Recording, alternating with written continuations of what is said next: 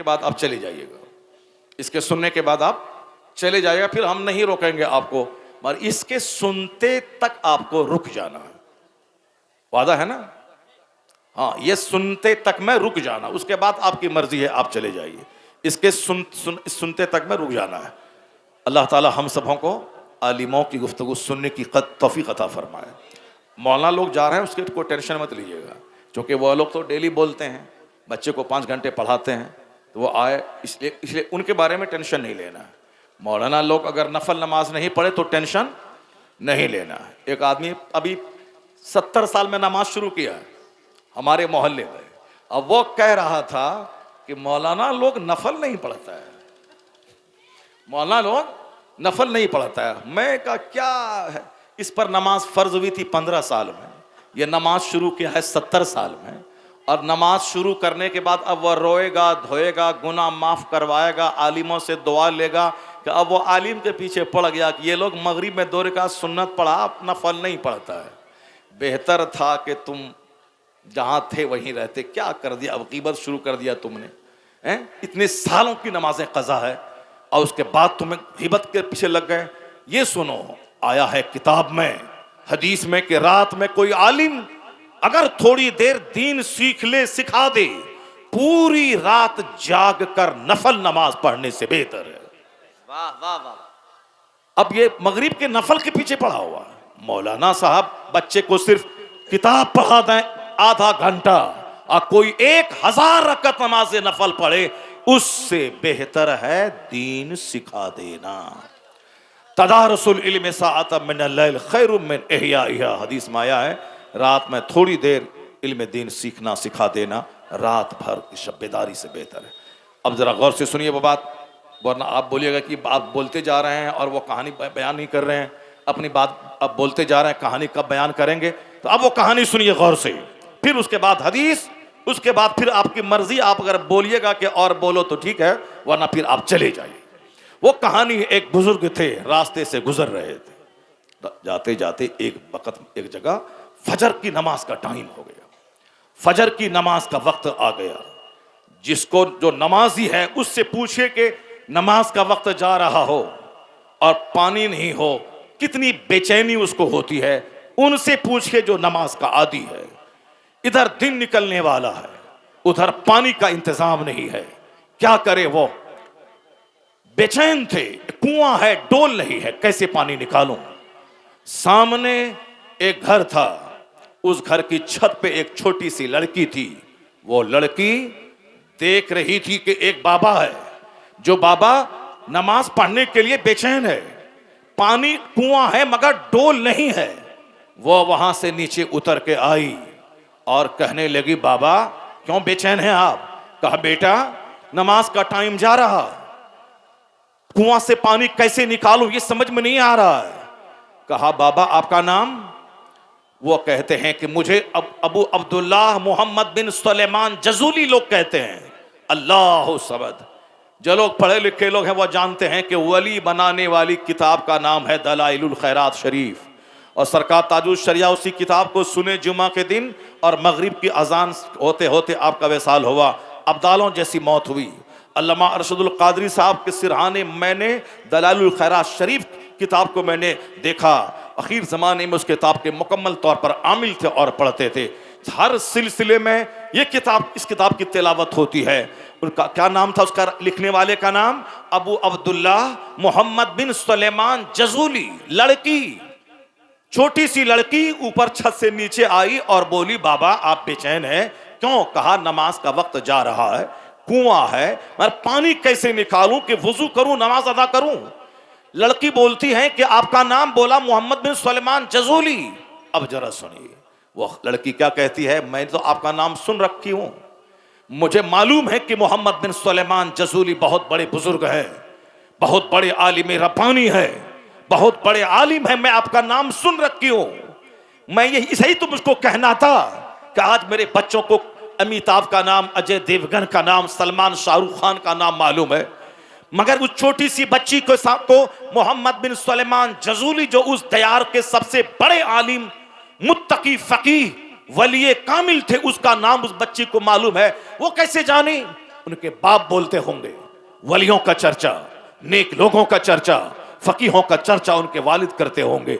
इसलिए बाप से सुन सुनकर वो खातून, वो लड़की जान चुकी थी कि मोहम्मद बिन सुलेमान जज़ूली बहुत बड़े आलिम, बहुत बड़े मुत्तकी का नाम है। वो कहने लगी, बाबा आपका नाम मैं सुन रखी हूं, इतने बड़े आलिम, उसके बाद पानी के लिए आप हैं परेशान। कहा क्या मतलब? कहा इतने बड़े आलिम, इतने बड़े वली, कुआं है, पानी के लिए परेशान। वो लड़की कुएं के पास आई, कुएं में थूक दिया। जब कुएं में थूका तो कुएं का पानी नीचे से बाहर उमड़ पड़ा। क्या बात, वाह वाह वाह वाह वाह। अल्लाह समत। बस लिपस्टिक, साफ स्टॉल, सैंडल, पर्स, घड़ी, मोबाइल, एक सुबहान रब्बियल आला नहीं कहना आता, सूरे फातिहा नहीं पढ़ना आती, फातिहा शरीफ नहीं आती। साहब अरबी की किताबें तो दूर की बात है, अनवार शरीयत ठीक से पढ़ना नहीं आता। Lipstick, hand bag, jeans T shirt, doctor, engineer, professor, क्या करोगी? कल मर गए तो कब्र में जाके क्या जवाब दोगी? कब तक डॉक्टर इंजीनियर बन के दूसरे मर्दों को धोखा देती रहोगी? चमकदार कपड़ा पहन के अपने आप को पर्दे में रख और देख के एक आदमी की काबिलियत किस में होती है? सिर्फ घूमने में, दूसरों का मुंह देखने में, कि किताब पढ़ने में, नमाज पढ़ने में, सजदा करने में और नेक बनने में है। वो खातून ने थूक दी कुएं में, कुएं का पानी नीचे से बाहर उमड़ पड़ा। वाह वाह वाह वाह। सुलेमान जज़ूली ने जल्दी से वजू किया, फजर की नमाज पढ़ी, उसके बाद उस दरवाजे पे गई, दस्तक दिया, वही लड़की बाहर निकली। कहा बेटा तुम्हें रसूल पाक का वास्ता है, तुम ये बता दे कि तुमको ये मकाम कैसे हासिल हुआ कि तुम थूक दो तो कुएं का पानी बाहर आ जाए। रसूल पाक का वास्ता है, तुम्हें बताना होगा इतना बड़ा मर्तबा तुझको कैसे मिला। वो लड़की कहती है कि बाबा जिस रसूल पाक का आपने वास्ता दिया है उसी रसूल हाशमी पर दुरूद पढ़ने की वजह से अल्लाह ने यह मकाम अता क्या फरमा बात दिया। है, जिंदाबाद जिंदाबाद, वाह वाह वाह। उस रसूल हाशमी पर दुरूद पढ़ने की वजह से अल्लाह ने यह मकाम अता फरमाया। उसी वक्त अल्लामा जज़ूली ने अहद कर लिया कि मुझको दरूद की फजीलत पर एक किताब लिखनी है। अपने आप को 12 साल तक कुतुब खाने में कैद कर दिया। सिर्फ 5 वक्त की नमाज पाबंदी से पढ़नी, उसके बाद जरूरतन थोड़ा सा खाना खा लेना है, जरूरतन थोड़ी सी नींद लेनी है, बाकी सारा टाइम किताबों के मुताले में लगा दिया। हजारों किताबों को पढ़ने के बाद दरूद पाक के जितने सेगे हैं, जैसे अल्लाह रब्बो मुहम्मदिन सल्लल्लाहु अलैहि वसल्लम, नहनु इबादो मुहम्मदिन सल्लल्लाहु अलैहि वसल्लम, यह दरूद का एक सेगा हो गया। अल्लाहुम्मा सल्लि अला मुहम्मद व अला आले मुहम्मद, यह एक सेगा हो गया। सल्लल्लाहु अला नबील उम्मी व आलिहि सल्लल्लाहु अलैहि वसल्लम सलातुम व सलामुन अलैका या रसूलल्लाह, यह एक सेगा हो गया। अल्लाहुम्मा सल्लि अला सय्यिदना मुहम्मदिन सलातन तुनज्जीना बिहा मिन जमीइल अहवाल वल आफात व तक़दीलना बिहा जमीअल हाजात व तुतहिरुना बिहा मिन जमीइस सय्यात व तरफ़उना बिहा आला दरजात व तुबल्लिगुना बिहा अक़सल गायात मिन जमील खैरात फिल हयात बअदल ममात इन्नका अला कुल्लि शैइन क़दीर। एक दरूद पाक, ये बहुत बरकत वाला दरूद है।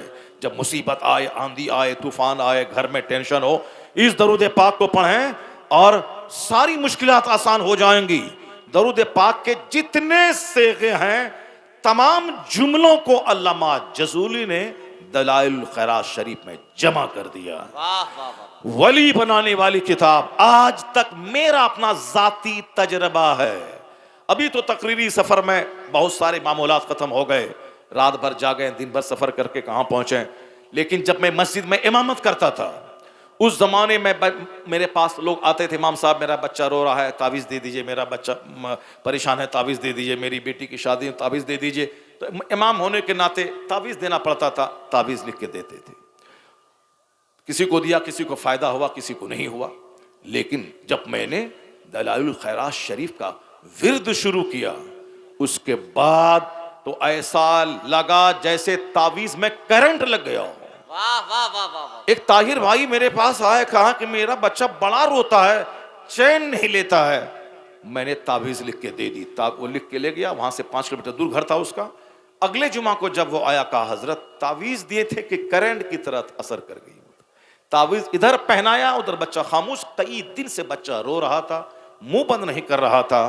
तो मुंह समझ गया कि ये वही तावीज मैं पहले भी देता था और आज भी मैं दे रहा हूं। ये मेरे लिखने का कमाल नहीं है, ये अल्लामा जज़ूली की किताब दलाइलुल खैरात शरीफ के विर्द का कमाल है। क्या बात है, वाह वाह वाह वाह। ए मेरी माँ, मेरी बहन, बेटियों, उस वक्त तक हाथ में झाड़ू नहीं पकड़ना जब तक के तू अपने घर में नमाज फजर पढ़ के कुरान का एक चैप्टर ना पढ़ लो। उस वक्त झाड़ू मत पकड़ना। 10 बजे झाड़ू लगाना कुछ भी नहीं फर्क पड़ने वाला है।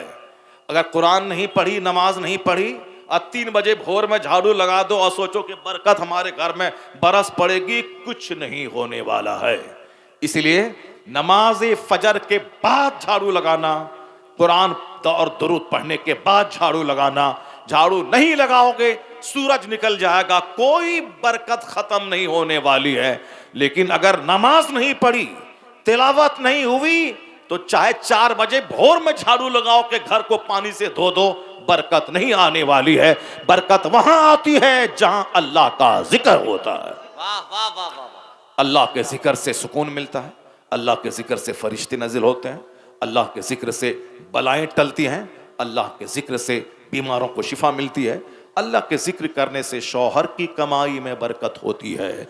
यह बाहर घूम करके घुमक्कड़ ना बने, मेला देख करके दूसरों को अपना चेहरा ना दिखलाए, वरना शौहर काबा में जाके दुआ करेगा, दुआ कबूल नहीं होगी। इसलिए कि आया है हदीस में, जिस कौम की औरतों के पायल की आवाज गैर मर्दों के कान में जाए, उस कौम के मर्दों की दुआ को रद्द कर दिया जाता है।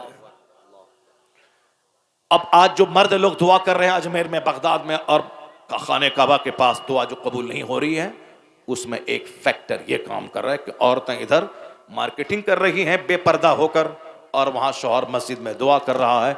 नहीं होगा। औरतें अगर नेक बन गई तो मर्दों की दुआ भी कबूल होगी। जब बारिश बंद हो जाए तो औरत के दुपट्टे के वसीले से आसमान से बारिश होने लगेगी। क्या बात, वाह वाह। अगर यकीन नहीं आए तो जो औरत का चेहरा खुला हो, सर के बाल खुले हों, गैर मर्द देख रहा हो, तो जान ले उस घर में बेबरकती नहुसत है। एक औरत दिल्ली में थी, बुढ़ापे तक उनका पड़ोसी भी चेहरा नहीं देखा, उनके सर के बाल नहीं कभी खुले, अजनबी मर्द ने नहीं देखा। और हुजूर कुतुबुद्दीन बख्तियार काकी नाइब गरीब नवाज रदी अल्लाह ताला अन्हो की कनीज थी, वो उनकी मुरीदा थी। एक चादर उनको आपने दी थी, उस चादर का ख्याल ऐसा किया कि मरते दम तक आपका चेहरा, उस और खातून का सर का बाल, उनका बदन दूसरों के सामने कभी बेनकाब न हुआ। वो निकाब, वो साहब जो आप बुर्का पहनती हैं, ये बुर्का जिसके पहनने के बाद पीछे का हिस्सा दिखाई पड़े, जिसके पहनने के बाद अगला हिस्सा दिखाई पड़े, जिसके पहनने के बाद चंबल घाटी की डकैत की तरह आप दिखाई पड़े, आंख दिखाए ऐसे बांध लिया चंबल घाटी की डकैत, वो बैंडिट क्वीन फूलन देवी की तरह नहीं। ये नहीं है। पर्दे का मतलब है मोटी चादर सर पे डाल लें ताकि आपके पर्दे की चीजें सब ढकी रहें। ये इस्लाम का पर्दा है, मोटी चादर सर पे रहे ताकि ना आगे दिखाई पड़े ना पीछे दिखाई पड़े। ये चुस्त निकाब पहनना ये दुरुस्त नहीं है। ये सिर्फ स्टॉल पहनना ये सही नहीं है, बल्कि मोटी चादर जो सर से लेके पैर तक मुकम्मल तौर पर लूज चादर हो जो पूरे बदन को ढांप ले, ये है। ये बुच कटवा वाला कुर्ता नहीं चलेगा। पहले यहां तक औरतें कुर्ता पहनती थी, यहां तक, कहां तक, यहां टकने तक। और अभी जो कुर्ता चला हुआ है वो कहां तक है, आधी रान तक ये कुर्ता चल रहा है। ये नहीं चलेगा। पीछे से पूरा कटा हुआ है, ये कपड़ा नहीं चलेगा। पेट फूला हुआ है, बिलोज, ये हराम है उसको पहन करके दूसरों अपने शौहर के सामने तो नंगी रह सकती है, कोई हरज की बात नहीं है, लेकिन उस लिबास को पहन के घर से बाहर निकलना, अजनबी मर्दों की नजर पेट पे पड़े, अजनबी मर्दों की नजर गर्दन पर पड़े, वो लिबास पहनना हराम है जिसमें उसका सत्र न लपता हो। बस डिजाइन डिजाइन डिजाइन, और शौहर भी उसको लाके दे रहा है। मोटी चादर औरतों को दें ताकि सर पे चादर रहे तो पूरा जिस्म ढपा हुआ रहे। ये चुस्त निकाब फैशन है, पर्दा नहीं है। चुस्त स्टॉल फैशन है, पर्दा नहीं है। ये यहूदी तो दिन रात फैशन डिजाइनर को बैठा करके वो हमारी माँ बहन बेटियों को बुर्का की शक्ल में बेनकाब करना चाहते हैं, फैशन डिजाइनर। इसीलिए दूसरों को जींस टी शर्ट पहनवा के बदकारी की राह पे लगाया। अब मुसलमान और की बेटी तो जींस टी शर्ट नहीं पहनेगी, इसको चुस्त निकाब पहनवा के इसे भी बुराई की राह पे लगा दिया। दिल्ली की वो खातून जिसके चेहरे और सर के बाल को गैर मर्दों ने नहीं देखा, एक बार बारिश बंद हो गई, सारे दिल्ली के लोग परेशान हो गए। पहले जमाने में बारिश नहीं होती थी तो लोग मैदान में जाके नमाज इस्तिस्का अदा करते थे और बारिश के लिए दुआ करते थे और बारिश होती थी। और अभी सोशल मीडिया ने इतना मस्त कर दिया है लोगों को, पढ़ा बेपढ़ा, मौलाना, मौलवी, मास्टर, सबको इतना मस्त कर दिया है मोबाइल ने। अब नमाज चाश्त किसे कहते हैं लोगों को मालूम नहीं, नमाज हाजत किसे कहते हैं नहीं मालूम, नमाज इस्तिस्का किसे कहते हैं नहीं मालूम, नमाज कुसूफ किसे कहते हैं नहीं मालूम, नमाज कुसूफ किसे कहते हैं नहीं मालूम। पहले चांद में ग्रहण लगता था, मुसलमान मस्जिद में आते थे, नमाज अदा करते थे। पहले सूरज में ग्रहण लगता था, मुसलमान दौड़ के मस्जिद आ गए, नमाज पढ़ने लगे। उसी को सलातुल कुसूफ और सलातुल खुसूफ कहते हैं, यानी सूरज ग्रहण की नमाज, चांद ग्रहण की नमाज। बारिश नहीं हुई, जानवर परेशान है, सारे जंगल जलकर राख हो गए। अब जानवर क्या खाएं, इंसान क्या खाएं। लोग निकल गए घर से बाहर मैदान में, नमाज अदा की, हाथ उठा के दुआ किया, रोया धोया, अभी घर नहीं पहुंचा था कि खूब घंघोर घटा छाती थी, बारिश होती थी। अगर कोई 70-80 साल के बूढ़े होंगे वो भी देखते होंगे कि पहले नमाज पढ़ने के लिए बाहर निकले, वहां से वापस लौटे तो बारिश में भीगते हुए घर आए। सोशल मीडिया, मोबाइल ने इतना मस्त कर दिया, न मस्जिद का ख्याल, न जलसे का ख्याल, न खानका का ख्याल, न दीनी गुफ्तगू का ख्याल, बस लगे हैं 24 घंटे उसी में। मर्द अलग लगा है, बीवी अलग लगी है, बच्चा अलग लगा है, जवान बेटी अलग लगी है। मर्द अलग चैटिंग कर रहा है किसी दूसरी औरतों से, उनकी बीवी अलग चैटिंग कर रही है दूसरे मर्दों से, जवान बेटा अलग चैटिंग कर रहा है दूसरे गर्लफ्रेंड से, और जवान बेटी अलग चैटिंग कर रही है दूसरे बॉयफ्रेंड से। ये 50 करोड़ का घर बनाया था कि तवाइफ का अड्डा बनाया था कि सारे लोग लग गए अपने अपने बॉयफ्रेंड गर्लफ्रेंड के साथ चैटिंग करने में। खोपड़ी खराब हो गई। जिस चीज ने मेरी इज्जत लूटी, मेरे घर बर्बाद किया, उसी के पीछे पागल होता है, उसी के पीछे लगा रहता। छोड़ दे वो सारी लहवो लईब की चीजें जिससे इज्जत तबाह हो, आबरू तबाह हो। जरूरतन लेटरिन रूम जाना जरूरी है, अगर पाखाना हो तो सर फट जाएगा, लेकिन जो 24 घंटे वहां रहे वो ऐसे ही मर जाएगा वहां। मोबाइल चलाना जरूरी है, बात आए बात जाए जरूरतन, लेकिन 24 घंटे लगा रहे तो आंख जल जाएगी, दिमाग उसका भ्रष्ट हो जाएगा, उसकी सारी सलाहियतें खत्म हो जाएंगी, वो उसकी आबरू लूट जाएगी, उसकी बीवी उसके घर से भाग जाएगी, उसकी बेटियां काफिरों के साथ भाग जाएंगी। मौलाना करे, मौलवी करे, कोई तहरीक चलाए, चाहे कोई तहरीक चले, बेटियां काफिरों के साथ भागती रहेंगी। उसको रोकने का एक तरीका है कि हर माँ बाप अपने घर में नेकों की जिंदगी बयान करे और अपने बच्चों को नमाजी बनाए, उनको सजदे का आदि बना दे, ताकि कोई काफिर उसके ईमान को लूटने नहीं पाए। और जब लूटने का अंदेशा हो, इस कदर दुआ मांगे कि अल्लाह काफिरों से उसकी इज्जत की हिफाजत कर दे। क्या बात है, जिंदाबाद जिंदाबाद, वाह वाह। इसके अलावा कोई रास्ता नहीं है। मुरू औलादकुम बिस्सलात वहुम अबनाउ सबअ सनीन। हुजूर फरमाते हैं अपने बच्चों को हुक्म दे नमाज का। जब तेरे बच्चे 7 साल के हो जाएं, उन बच्चों को मार के नमाजी बना दो जब तेरे बच्चे 10 साल के हो जाएं। अगर चाहते हैं कि मेरा बेटा काफिर ना बने तो बचपन से उसकी घुट्टी में इस्लाम पिलाना होगा। जब चाहते हैं कि मेरी बेटी किसी अजनबी मर्द का गुलाम ना बने, आपकी बेटी की घुट्टी में इस्लाम पिलाना होगा। जमीन जगह देना फर्ज नहीं है, बच्चों को किराए के मकान में छोड़ दीजिए, कोई गुनाह नहीं, क़यामत में के दिन कोई सवाल नहीं होगा। मगर बच्चों को दीन नहीं सिखाया तो सवाल क़यामत के दिन होगा, तुमने अपने बच्चों को दीन क्यों नहीं सिखाया। जिसका सवाल होना है उसकी कोई फिक्र नहीं, और जिसका सवाल नहीं होना है उसी जमीन मकान के लिए मारे मारे फिरना है, ताकि मैं मर जाऊं, अपने बच्चों को गुनाह करने के लिए 4 कमरे का मकान बना के दे दूं, ताकि मेरा बेटा उस मकान में बैठ के ज़िना करता रहे, शराब पीता रहे, रात रात भर मोबाइल चला के अपनी आंखों को गंदे मनासिर से सेकता रहे। इसीलिए किराए के मकान में बच्चों को छोड़ दें, लेकिन अगर अपने दीन सिखा दिया, कभी बच्चा नहीं बोलेगा कि मेरा बाप किराए के घर में क्यों छोड़ा। वही बच्चा आपकी कब्र पे जाके रो के यही दुआ करेगा, इलाही मेरे इस गरीब बाप को माफ कर दे जो हमें मकान तो नहीं दिया, ईमान की दौलत अता कर दिया। वाह वाह वाह वाह, जिंदाबाद। नारे तकबीर, नारे रिसालत, मसलके आला हजरत फैजाने ख्वाजा गरीब नवाज। अल्लाह ताला हम सबों को अपनी औलाद की निगरानी, उसकी सच्ची तरबियत करने की तौफीक अता फरमाए। आमीन आमीन। अब जरा ये कहानी तो आपने सुन लिया, इससे क्या सबक मिला सबको मालूम हो गया कि किस तरह मुस्तफ़ा पे दरूद पढ़ने के सदक़े में वो बच्ची बाकरामत वलिया बन गई। और दिल्ली वाली वो कहानी सुनी।